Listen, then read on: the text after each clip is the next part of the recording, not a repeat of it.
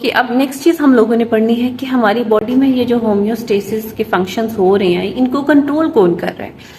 अब कोई ना कोई सिस्टम तो होगा। अब हमारी बॉडी के अंदर एक कंट्रोल सेंटर होता है। अब होता क्या है, वहाँ पे रिसेप्टर्स होते हैं। रिसेप्टर्स क्या काम करते हैं, रिसेप्टर्स जो होते हैं वो सिग्नल्स के अकॉर्डिंग जो है उसको आगे मैसेज कन्वे कर रहे होते हैं कंट्रोल सेंटर के पास। कोई भी स्टिमुलाई होगा, मीन्स कि कोई भी एक्सटर्नल सोर्स से हमारे पास हीट है, साउंड है, डिफरेंट चीज़ें हैं, वो रिसेप्टर्स के थ्रू जाएंगी कंट्रोल सेंटर के पास।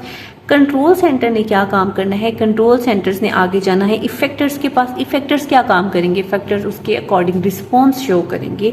तो ये जो सारा काम है ये कंट्रोल सेंटर कर रहा होता है। जैसे हमारी बॉडी में जो कंट्रोल सेंटर है वो क्या है, ब्रेन है। ब्रेन का कौन सा पार्ट है, हाइपोथैलेमस, जो कि हर चीज को क्या कर रहा होता है, कंट्रोल कर रहा होता है। दो तरह के सिस्टम होते हैं, एक को हम कहते हैं फिजिकल कंट्रोल सिस्टम, एक को हम कहते हैं biological control system. Physical control system तो यही है जो हम लोग चीजें देखते हैं अप्लायंसेस वगैरह के अंदर सिस्टम जो चल रहे हैं उसको हम फिजिकल कहते हैं। बायोलॉजिकल कंट्रोल सिस्टम बेसिकली वो सिस्टम है जो कि एक लिविंग ऑर्गेनिज्म से क्या कर रहा है, लिंक कर रहा है। सपोज कि हमने एसी लगाया हुआ है, ठीक है, हम एग्जांपल में यहाँ पे देंगे एसी की। एसी आपको पता है घर में लगा हुआ है, ठीक है। एसी जो है हमने रूम में लगा दिया। अब टेम्परेचर जो है इस टाइम वो बाहर है 47 डिग्री सेंटीग्रेड और रूम में भी आपको पता है बहुत ज्यादा गर्मी है। अब सबसे पहले क्या होगा, यहाँ पे लगा होता है एसी के अंदर एक सेंसर। एसी ने क्या काम करना है, सेंस करना है, डिटेक्ट करना है टेम्परेचर पर। वो टेम्परेचर क्या है, 47 डिग्री सेंटीग्रेड।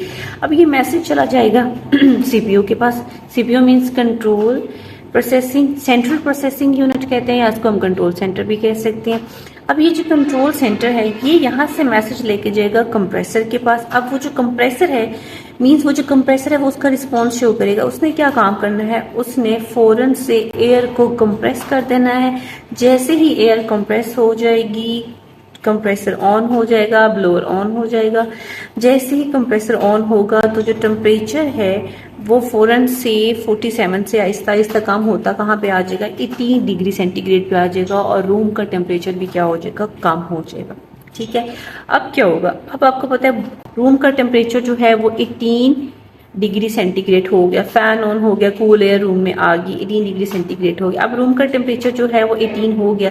अब क्या होगा, अब सेंसर ने फिर से सेंस करना है कि टेम्परेचर यहाँ पे 18 हो गया है, अब इस टेम्परेचर को ही मेंटेन करना है। उसने आगे से फिर अगेन मैसेज किसको देना है, सीपीयू को, मीन्स के कंट्रोल सेंटर को, जो कि उसमें चिप लगी हुई है। उसने क्या काम करना है, उसने मैसेज देना है या उसने ऑटोमेटिकली क्या काम कर देना है, कंप्रेसर को बंद कर देना है। जैसे ही कंप्रेसर बंद होगा फौरन से आउटर बंद हो जाएगा और आपको पता है फिर अगेन टेम्परेचर जो है वो नॉर्मलाइज हो जाएगा। तो ये है फिजिकल कंट्रोल सिस्टम। नेक्स्ट जो हमारे पास है वो है बायोलॉजिकल कंट्रोल सिस्टम। आपको पता है हम बहुत ज़्यादा गर्मी बर्दाश्त नहीं कर सकते। हमारी बॉडी का टेम्परेचर 37 है और बाहर अगर 46 है, 47 है, तो वो हमारे लिए उसमें उसको बेयर करना it's very difficult.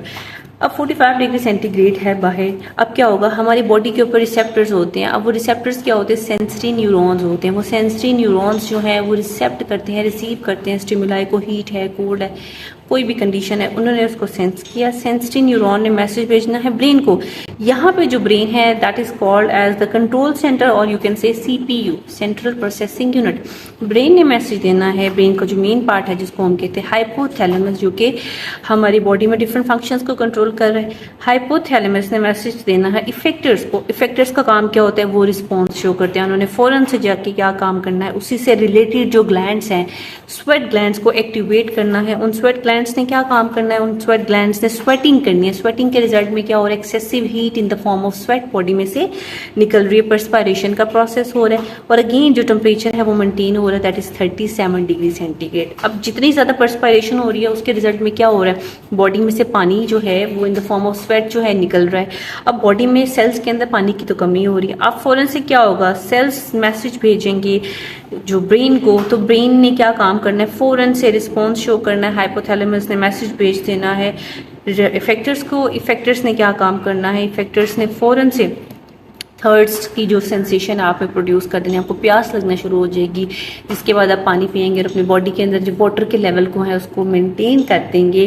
So basically this is the concept of homeostasis, जिसमें बॉडी के अंदर डिफरेंट सिस्टम कैसे सल्यूट को, वाटर को, इसके अलावा टेम्परेचर को, इन सब चीज़ों को मेंटेन कर रहे हैं। तो ये सारी चीज़ें हमें कहाँ लेके जाती है, ये सारी चीज़ें हमें एडेप्टेशंस की तरफ लेके जाती हैं कि एक इंसान जो एक ठंडे इलाके में रहने वाला, अगर वो गर्म में जाएगा तो कैसे उसकी बॉडी खुद को मेंटेन करेगी, वो एक होम्योस्टेसिस का प्रोसेस होगा, बॉडी उसको मेंटेन करेगी।